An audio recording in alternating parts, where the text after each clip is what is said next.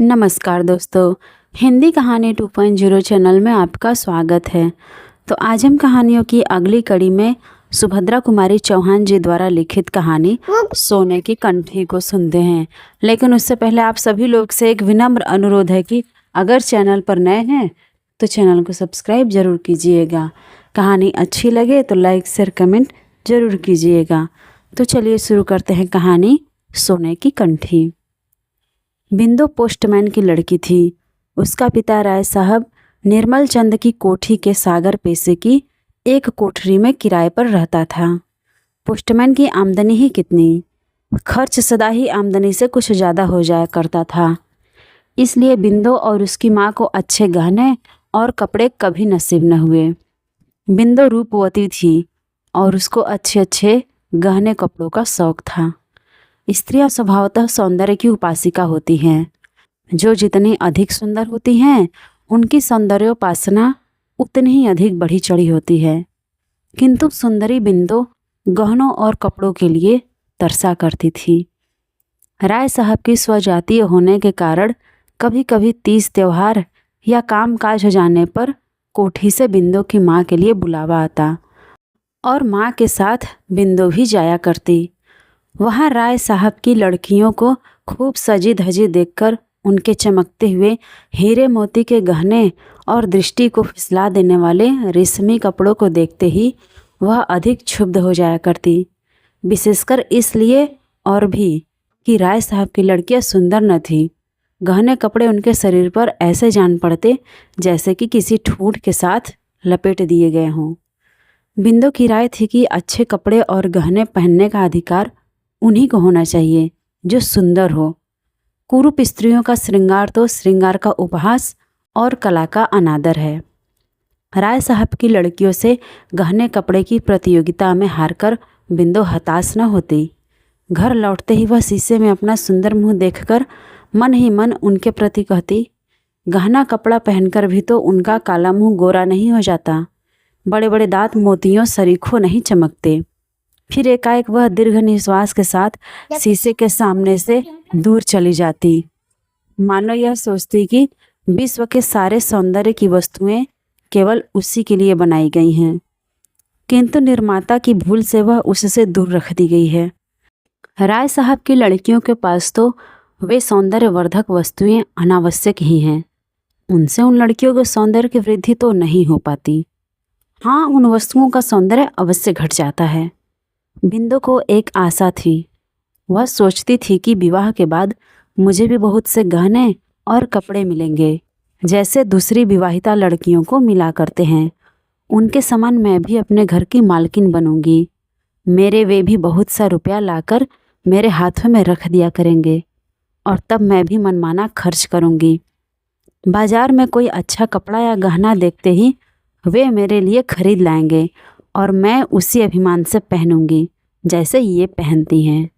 किसी के पूछने पर मैं जरा संकोच और सलज्ज भाव से कह दूंगी कि यह गहना या कपड़ा तो खुद वे ही अपनी पसंद से मेरे लिए खरीद लाए हैं। उसे विश्वास था कि जब विधाता ने उसे सुंदरता देने में इतनी उदारता की है, तब यह गहने कपड़े की इच्छा भी एक न एक दिन अवश्य पूरी होगी। वह उस दिन की प्रतीक्षा बड़ी लगन से किया करती। धीरे धीरे बिंदु सयानी हुई और उसका विवाह हो गया, किंतु निर्धन बेटी की भला धनवान के घर कैसे ब्याह हो जाता। मित्रता, बैर और विवाह सगाई तो अपने बराबरी वालों में ही शोभा देते हैं। तात्पर्य यह कि बिंदु के गहने कपड़ों की प्यास ज्यों की त्यों बनी रही। विवाह के समय कुछ गहने और कपड़े आए अवश्य थे, किंतु ससुराल पहुंचने के बाद ही वे एक एक करके किसी न किसी बहाने से ले लिए गए। बिंदु समझ गई कि वे गहने उसके नहीं हैं। बेचारी जी महसूस कर रह गई और करती भी क्या। बिंदु की ससुराल में खेती बाड़ी होती थी। परिवार बड़ा था। बिंदु की 2 जेठानियां थीं और एक अविवाहित देवर। 3 भाई तो खेती का काम मन लगाकर करते थे, किंतु बिंदु के पति जवाहर का मन खेती के कामों में न लगता था। वह स्वभाव से ही कुछ शौकीन थे। उनकी गाने बजाने की तरफ विशेष रुचि थी। कुश्ती लड़ने और पहलवानी करने का भी शौक था। गठे हुए बदन पर सदा मलमल या तंजेब का कुर्ता रहता। घुंघराले बाल सदा किसी न किसी सुगंधित तेल से बसे रहते। स्वभाव में आत्माभिमान की मात्रा भी अधिक थी। वे कुछ न कमाकर भी घर पर अपना रौब जमाते रहते। बिंदु कुछ पढ़ी लिखी होने के कारण उस देहात में आदर की वस्तु हो गई थी, विशेषकर उस समय जब वह रामायण या महाभारत पढ़ती और गांव की अनेक स्त्रियां वहां एकत्र हो जाती। वे बिंदु की सास के भाग्य की सराहना करती और कहती, यह लक्ष्मी सी बहू तुम्हारे घर आई है, इसके कारण भगवान के दो बोल हम लोग भी सुन पाती हैं। बिंदु भी अपने इस देहाती जीवन से असंतुष्ट न थी। सास उसका आदर करती थी, जेठानियाँ उसे काम न करने देती। इसके अतिरिक्त जवाहर उसे प्यार भी बहुत करता था। उसी घर में लड़ाई झगड़ा होने पर कई बार ऐसे मौके आए कि उसके जेठ अपनी स्त्रियों पर हाथ चला बैठे, किंतु जवाहर बिंदु से कभी एक कड़ी बात भी न करता। वह हर तरह से अपने देहाती ढंग से ही उसे संतुष्ट रखने का प्रयत्न करता। बिंदु भी अब सुखी थी। उसे गहने कपड़े की याद न आती थी। वैसे तो देहात में अच्छे गहने कपड़े पहनता ही कौन है, फिर भी सबके बीच में बिंदु ही बिंदु दिखाई पड़ती थी। बिंदु सबसे अधिक सुंदरी तो थी ही, साथ ही पति की तरह वह सबसे अच्छे कपड़े भी पहना करती थी। मना करने पर भी वह जेठानियों के साथ काम करती और सास को नियम से रोज रामायण सुना देती। रात को अलाव के पास बैठती, जहाँ गांव के अनेक युवतियाँ, वृद्धाएं, युवक और प्रौढ़ सभी इकट्ठे होते। फिर बहुत रात तक कभी कहानी होती और कभी पहेलियाँ बुझाई जाती। वहाँ दिन भर के परिश्रम के बाद सब लोग कुछ घंटे निश्चिंत होकर बैठते। उस समय कहानी और पहेली के अतिरिक्त किसी को कोई भी चिंता न रहती थी। सवेरे नदी का नहाना भी कम आनंद देने वाला न रहता। बूढ़ी, युवती, बहू, बेटी सब इकट्ठी होकर नहाने जाती। रास्ते में हंसी मखौल और तरह तरह की बातें होती। बिंदु भी उनके साथ जाती। नदी में नहाना उसे विशेष प्रिय था और कभी कभी जब वह बिरहा गाते हुए दूर से आती हुई अपने पति की आवाज़ सुनती या जब वह देखती कि उसका पति अपनी मस्त आवाज़ में खुदा गवाह है हम तुमको प्यार करते हैं गाना गा रहा है, तो उसे ऐसा प्रतीत होता कि जवाहर उसी को लक्ष्य करके कह रहा है। तात्पर्य यह कि बिंदु पूर्ण सुखी थी। अब उसकी कोई इच्छा न थी। एक बार बिंदु की माँ बीमार पड़ी। माँ की सेवा करने के लिए बिंदु को लगातार 4-5 महीने मायके में रहना पड़ा। फिर उसकी आंखों के सामने वही राय साहब की लड़कियाँ और वही गहने कपड़ों का प्रदर्शन होने लगा। उसकी सोई हुई आभूषणों की आकांक्षा फिर से जाग उठी। वह सोचने लगी, क्या इस जीवन में मेरी अभिलाषा कभी पूरी न होगी? तो फिर ईश्वर ने मुझे इतना रूप ही क्यों दिया?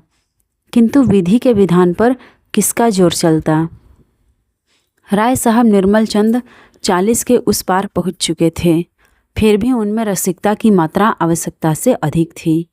वे प्रायः सिनेमा देखने जाया करते थे, किसी अच्छी कहानी की एक्टिंग के लिए नहीं, केवल सुंदर चेहरों को देखने के लिए। उन्होंने सब तीर्थ भी कर डाले थे और प्रायः पर्वों पर सब काम छोड़कर भी वे स्नान घाटों पर पहुंच जाते थे। किसी प्रकार के पुण्य लाभ की इच्छा उन्हें न रहती थी, नहीं, यह तो ईश्वर जाने।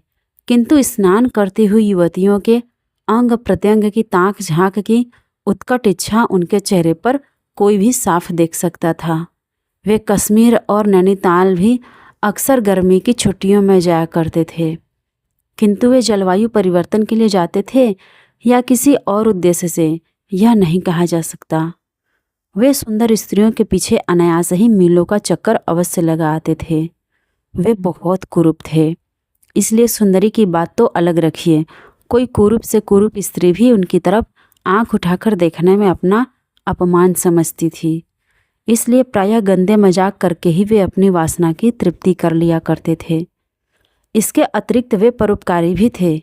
उनके घर एक नामी गिरामी वैद्यराज रहा करते थे, जो राय साहब के मित्रों और उनके आश्रित निर्धनों का मुफ्त इलाज करते थे। उनका दवाखाना राय साहब की बैठक से लगा था। मरीज को दवा लेने के लिए राय साहब की बैठक से होकर ही वैद्यराज के पास जाना पड़ता था। बिंदु की माँ का इलाज भी यही वैद्यराज करते थे। घर में और कोई न होने के कारण बिंदु ही माँ के लिए दवा लाने जाती थी। एक दिन दोपहर को बिंदु जब दवा लेने गई तो उसने देखा कि राय साहब के पास एक सुनार कई तरह के गहने फैलाए बैठा है।